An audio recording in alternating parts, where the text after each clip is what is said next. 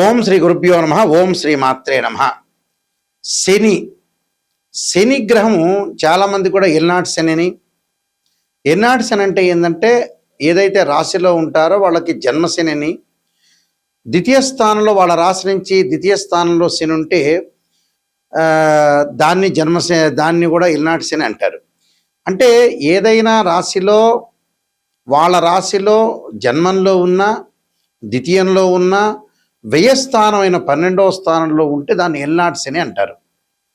వాళ్ళ రాశి దగ్గర నుంచి మనకి 8వ స్థానంలో ఉంటే అష్టమ శని, 4వ స్థానంలో ఉంటే అర్ధాష్టమ శని, అలానే 10వ స్థానంలో ఉంటే కంటక శని, పొంగు శని అంటారు. శని ఏంది?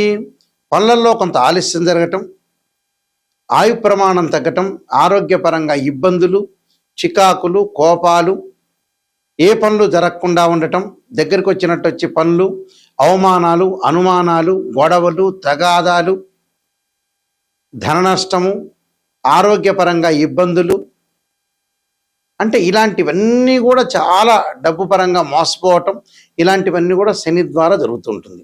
అంటే శనిగ్రహం అనేది మన జాతకంలో బాగలేకపోయినా, గోచారీత్యా బాగలేకపోయినా ఇలాంటివన్నీ జరుగుతాయి. ఇప్పుడు శనిగ్రహము ప్రత్యేకంగా బుధుడి నక్షత్రంలోకి రాబోతుంది. అంటే శని మీనరాశిలో ఉన్నారు. మీనరాశిలో మే 17వ తారీఖు నుంచి శని రేవతి నక్షత్రమైన బుధుడి యొక్క నక్షత్రంలో ఉంటాడు. ఎప్పటి వరకు ఉంటాడు అంటే జూలై 27 వరకు ఉంటాడు. అంటే మే 15 నుంచి జూలై 27 వరకు శని రేవతి నక్షత్రమైన బుధుడి నక్షత్రంలో ఉండటం వల్ల ద్వాదశ రాశుల వాళ్ళకి ఎలాంటి ఫలితాలు జరగబోతున్నాయి అంటే శని బుధుడు మిత్రులు. అంటే ఒకళ్ళు శని గ్రహానికి బుధుడు మిత్రుడు అయితే బుధుడికి శని సముడు అవుతాడు. అంటే టోటల్గా ఇద్దరు కూడా మిత్రగ్రహాలే అని అర్థం. ఈ మిత్రగ్రహాల్లో శని మీనరాశి అయిన గురువు యొక్క రాశిలో ఉండటం, బుధుడు యొక్క నక్షత్రంలో ఉండటం వల్ల ఎలాంటి ఫలితాలు జరగబోతున్నాయి ఒకసారి తెలుసుకుందాం. ఇవన్నీ కూడా గోచారరీత్యా చెప్పబడే ఫలితాలు. కుంభరాశి వారికి ద్వితీయ స్థానంలో శని యొక్క సంచారం, ఆ శని రేవతి నక్షత్రం బుధుని యొక్క నక్షత్రంలో ఉండటం వల్ల ఏ విధంగా ఉండబోతుంది? వృత్తి ఉద్యోగ వ్యాపార రంగాలు అనుకూలంగా ఉంటుంది. ధనధాన్య వృద్ధి కలిగే అవకాశం ఉంటుంది. అలానే కొద్దిగా ఏదైతే వృత్తి వ్యాపారాలు అనుకూలంగా ఉన్నా ఈ చిన్న చిన్న డిస్ప్యూట్స్ వచ్చే అవకాశం ఉంటుంది. అంటే భాగస్వామ్య వ్యాపారంలో కానీ వృత్తి ఎంప్లాయ్మెంట్ పరంగా పై ఆఫీసర్ల ద్వారా కానీ కొన్ని చిక్కులు వివాదాలు జరిగే అవకాశాలు ఎక్కువ ఉంటాయి. ప్రతి విషయంలో కూడా కొంత కఠోరంగా ఉండటం, ప్రతి పని కూడా ఒకటి కంటే ఎక్కువ సార్లు చేయటం, చేసిన పని మళ్ళీ రిపీట్గా చేయటం, సందిగ్ధ స్థితి, కాలయాపన, టైం వేస్ట్ జరిగే అవకాశాలు ఎక్కువ ఉంటాయి. బంధుమిత్రులతో కలహాలు, మిత్రులతో కొంత ఆవేశము, అలానే అవినీతి, విరోధ భావాలు, మధ్యవర్తిత్వం వల్ల కూడా కొన్ని ప్రాబ్లమ్స్ రావటం, పనులలో కొంత విసిగి చెందే అవకాశాలు, వైరాలు, దూర ప్రాంతాలకు ప్రయాణాలు చేయటం, బంధుమిత్రులతోటి కూడా కొన్ని గొడవలు వచ్చే అవకాశాలు ఎక్కువ ఉంటాయి. అంటే వృధా సంచారం జరిగే అవకాశం ఎక్కువ ఉంటుంది. అంటే వ్యాపార పరంగా కొంత నూతన పెట్టుబడులు పెడితే కూడా వ్యాపార పరంగా కొద్దిగా అనుకూలంగా ఉన్న పార్ట్నర్షిప్ వాళ్ళతో గొడవలు జరిగే అవకాశాలు ఎక్కువ ఉంటాయి. గృహ ఉపకరణ వస్తువులు కొనుగోలు చేయటం, బంగాళ ఆభరణాలు కొనుగోలు చేస్తారు, వాహనాలు కూడా కొనుగోలు చేసే అవకాశాలు ఎక్కువ ఉంటాయి. అంటే అధిక లాభాలు పట్టడమే కాకుండా అనేక విషయాల్లో కొంత ఆరోగ్యపరంగా ఉండే విషయాల్లో కొంత శ్రద్ధ వహించాలి. ఆరోగ్యపరంగా కొన్ని ఇబ్బందులు కలుగుతాయి. అంటే అనవసరమైన ఇబ్బందులు రాకుండా అనవసరమైన ప్రయత్నాల విషయంలో కూడా కొంత జాగ్రత్తగా ఉండి ముందుకు వెళ్ళాలి. అంటే దీర్ఘకాలిక వ్యాధులు రాకూడదు. దీర్ఘకాలిక వ్యాధులు వచ్చిన వాళ్ళు కూడా కొంత జాగ్రత్తగా ఉండాలి. శుభ కార్యక్రమాలు జరుగుతాయి. శుభ కార్యక్రమాల్లో ముందుకెళ్తారు. ఫైనాన్షియల్ పరంగా డెవలప్మెంట్ చెందే అవకాశం, విదేశాలకు వెళ్ళే అవకాశాలు కూడా బాగా ఎక్కువ ఉంటాయి. స్త్రీలకి గతంలో ఏవైతే ఆగిపోయినాయో ఎడ్యుకేషన్ పరంగా కానీ తర్వాత వ్యాపార పరంగా కానీ ఉద్యోగపరంగా అవన్నీ కూడా మళ్ళీ స్టార్ట్ చేసే అవకాశాలు ఎక్కువ ఉంటాయి. విదేశాల్లో కూడా కొన్ని పెట్టుబడులు పెడతారు. ప్రణాళికాబద్ధంగా రూపొందించుకుని ముందుకెళ్తారు. నేను కొన్ని పరిహారాలు చెబుతున్నా, ఆ పరిహారాలు పాటించి ముందుకు వెళ్ళండి. మంచి జరిగే అవకాశాలు ఖచ్చితంగా ఉంటాయి. శని యొక్క దోషం ఉన్న వాళ్ళు ఖచ్చితంగా ఎల్నాటి శని కానీ జన్మ శనిలో ఉంటే ఏం చేయాలి? గోచారరీత్యా ఎవరికైనా సరే ప్రజెంట్ మీనరాశి వాళ్ళకి జన్మంలో శని ఉన్నాడు. ఒకవేళ వారి యొక్క జాతకంలో శని బాగలేకపోయినా, ఆ లగ్నం నుంచి శని మహర్దశ జరుగుతున్నా, శని అంతర్దశలు జరుగుతున్నా, విదిశ జరుగుతున్నా, ప్రాణదశ సూక్ష్మదశ జరుగుతున్నా, శని బాగలేకపోయినా వారి జాతకంలో కేవలం నాట్ ఓన్లీ ట్రాన్సిట్ సిస్టమ్ అంటే బర్త్ చార్ట్లో కూడా బాగలేకపోతే, అంటే బర్త్ చార్ట్లో బాగలేకపోయినా, గోచారరీత్యా బాగలేకపోయినా శని యొక్క దోషానికి పరిహారం చేసుకోవాలి. ఆ పరిహారాలు ఎలాంటి పరిహారాలు అంటే, జన్మశనిలో గోచారీత్యా ఉండి బర్త్ చార్ట్లో బాగాలేకపోతే శని యొక్క స్తోత్ర పారణం చేయాలి. దక్షిణాకాళి యొక్క స్తోత్ర పారణాన్ని శనివారం చేయటం, నీలాంజన సమాభాసం రవిపుత్రేమాగ్రజం ఛాయామార్తాండ సంభూతం తం నమామి శనైశ్చరం అనే మంత్రం చక్కగా చదువుకోవాలి. నువ్వుల దానము, నల్లని వస్త్రాన్ని దానం చేయాలి. నల్లని మేకు, నల్లని వస్తువులు ఏదైతే సరే, నల్లని చెప్పులు, గొడుగు దానం చేయటం మంచిది. అలానే ఇక్కడ జాతకపరంగా ఇప్పుడు మేషరాశి వాళ్ళు ఉన్నారు. మేషరాశి వాళ్ళకి ఏ విధంగా ఉండబోతుంది అంటే, మేషరాశిలో జన్మించిన వాళ్ళు కానీ, ద్వాదశ రాశుల్లో జన్మించిన వాళ్ళు కానీ, మేషరాశి వాళ్ళకి ఎలా ఉంటుంది? 12వ స్థానంలో శని ఉన్నాడు ఇప్పుడు ప్రజెంట్. 12వ స్థానంలో శని ఉంటే ఎలాంటి పరిహారం చేసుకోవాలి అంటే, వాళ్ళు తప్పకుండా నల్లని ద్రాక్షారసంతో శనికి అభిషేకం చేయాలి. నీలాంజన సమాభాసం రవిపుత్రేమాగ్రజం ఛాయామార్తాండ సంభూతం తం నమామి శనైశ్చరమని నల్లని ద్రాక్షారసంతో అభిషేకం చేయాలి.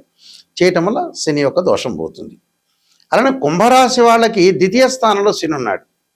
కుంభరాశి వాళ్ళకి ద్వితీయ స్థానంలో శని ఉంటే ఏం చేయాలి అంటే, శని జపం చేయటం, శనీశ్వరుడు యొక్క తిలలతో హోమం చేయాలి. హోమం చేయటం వల్ల కుటుంబ పరంగా ఉండే కలహాలు ఇలాంటివన్నీ తొలగిపోతాయి. ఆరోగ్యపరంగా ఇబ్బందులు తొలగిపోతాయి. అంటే కుంభము, మీనము, మేషరాశి వాళ్ళు ఇలాంటివి చేయాలని అర్థం. అలానే మిగతా రాశుల పరిస్థితి ఏంటి? మిగతా రాశుల వాళ్ళు ఎలాంటి ఫలితాన్ని చేయాలి అని అంటే, ఇక్కడ అష్టమ స్థానాన్ని తీసుకుందాం. సింహరాశి వారికి ఏ విధంగా ఉండబోతుంది? సింహరాశి వాళ్ళకి అష్టమ స్థానం శని.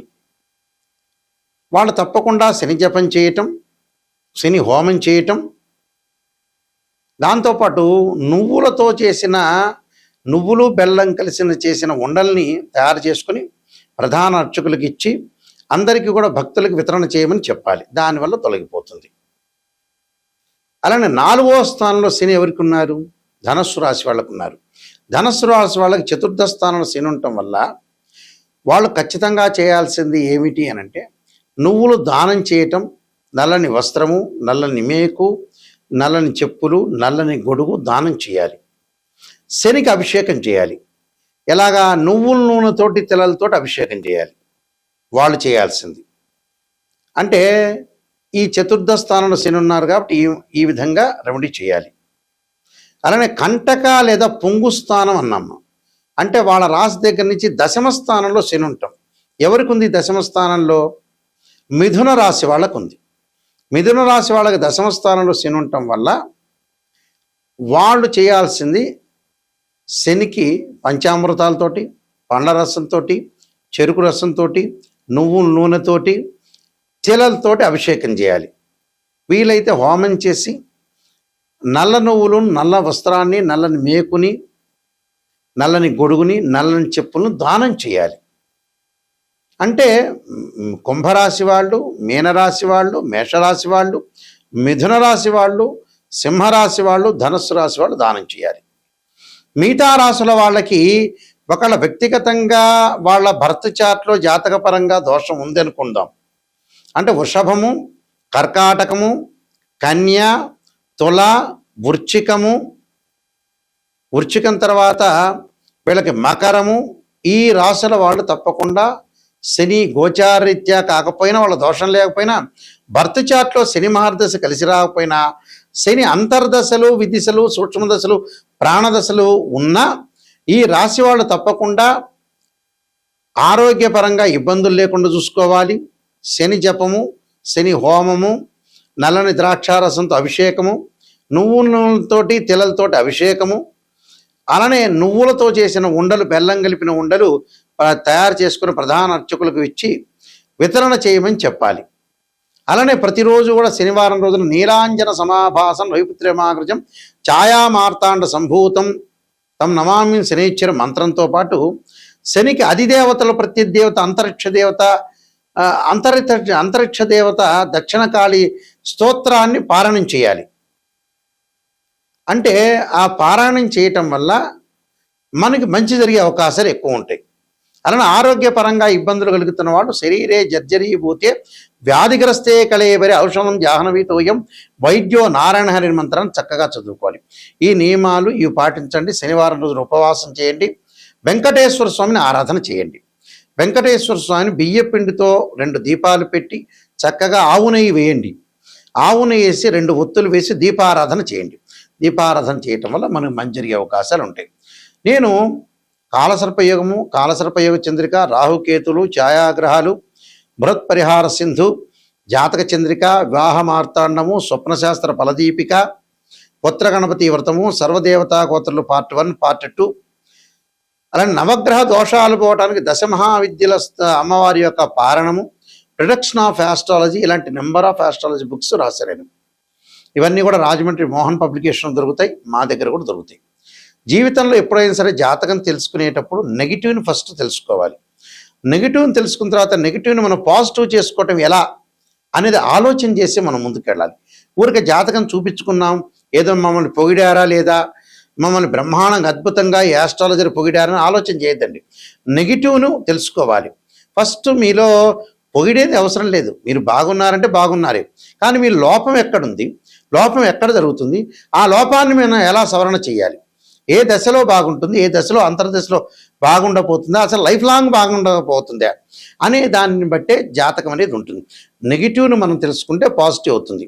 అలానే ఇక్కడ కేవలం రాశిచక్రమే కాదు, సంతానం కలగట్లేదు అంటే ఒక మనిషికి రాశిచక్రాన్ని చూడాలి, భావచక్రాన్ని చూడాలి, సప్తమాంశ చక్రాన్ని చూడాలి. ఒక వృత్తిపరంగా ఇబ్బందులు కలుగుతుంది అని అంటే రాశిచక్రం చూడాలి, దశమాంశ చక్రం చూడాలి, భావచక్రం చూడాలి, దశలు అంతర్దశలు. ఒక అమ్మాయికి కానీ అబ్బాయికి కానీ వివాహం జరగలేదంటే రాశిచక్రము, నవాంశం, భావచక్రం, అలానే మనకి దశలు అంతర్దశలు, ఇవన్నీ కూడా డివిజనబుల్ చార్ట్స్ అంటారు. మ్యాథమెటికల్ క్యాలిక్యులేషన్ వేసి డివిజనబుల్ చార్ట్స్లో మనం చూడాలి. అలానే ద్వాదశ భావాలను అనాలిసిస్ చేయాలి. తనుభావానికి రవేధిపతి, ద్వితీయ భావానికి గురువు, తృతీయ భావానికి కుజుడు, చతుర్థ భావానికి చంద్రుడు, పంచమ భావానికి గురువు, సోదర భావానికి కుజుడు, అలానే ఇక్కడ ఏదైతే సప్తమ భావానికి శుక్రుడు, ఇలాంటి ద్వాదశ భావాలు అంటే ద్వాదశ భావాధిపతులు వేరు, రాస్యాధిపతులు వేరు, ఆ గడిలో ఉన్న గ్రహము వేరు. భావాధిపతి అంటే ఎప్పుడైనా సరే ఓనర్ అని అర్థం.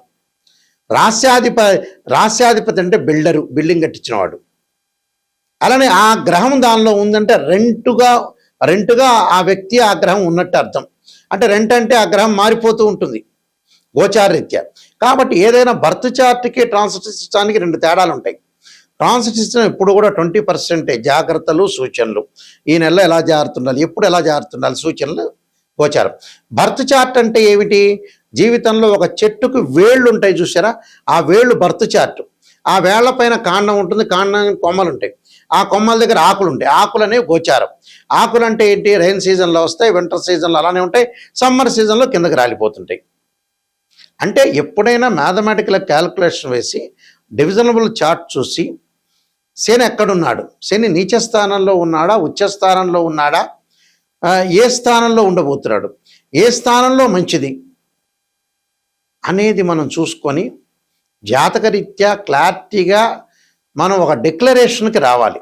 జాతకంలో ఇలా ఉండబోతుంది తెలుసుకొని ముందుకెళ్తేనే మీకు మంచి జరుగుతుంది. అందువల్ల www.nayakanti.com కానీ .in కానీ చూడండి. స్క్రీన్ మీద స్క్రోలింగ్ అవుతున్న నెంబర్ నా దగ్గరికే వస్తుంది, నేనే మాట్లాడతాను, కన్సల్ట్ చేస్తాను. అందువల్ల ప్రతి విషయాన్ని కూడా కూలంకషంగా తెలుసుకోండి.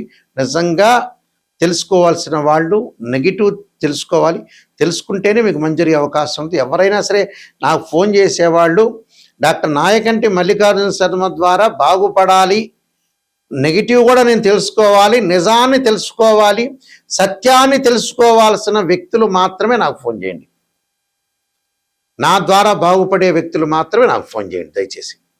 బాగుపడద్దు పొగడండి అంటే వేరే జ్యోతిష్యుని సంప్రదించుకోండి. అదే క్లారిటీ నేను చెప్పేది మీకు. అందువల్ల జాతకాన్ని క్లియర్గా తెలుసుకుంటేనే మీకు మంచిది. లేకపోతే ఊరికే మీ టైం వేస్ట్, మీరు అడగటము వేస్ట్ అవుతుంది. అందువల్ల ఖచ్చితంగా ఇలాంటివన్నీ తెలుసుకోండి. ఒక అవగాహనకి రావాలి. ప్రజలైనా కూడా ఒక అవగాహనకి రావాలి. నిజాన్ని తెలుసుకోవడం చాలా మంచిది. నిజం అనేది నిప్పు లాంటిది. మీ అందరికీ కూడా పరమేశ్వరుడి యొక్క కరుణా కటాక్షం ఉండాలని ఆశిస్తూ సర్వే జనా సుఖినో భవంతు.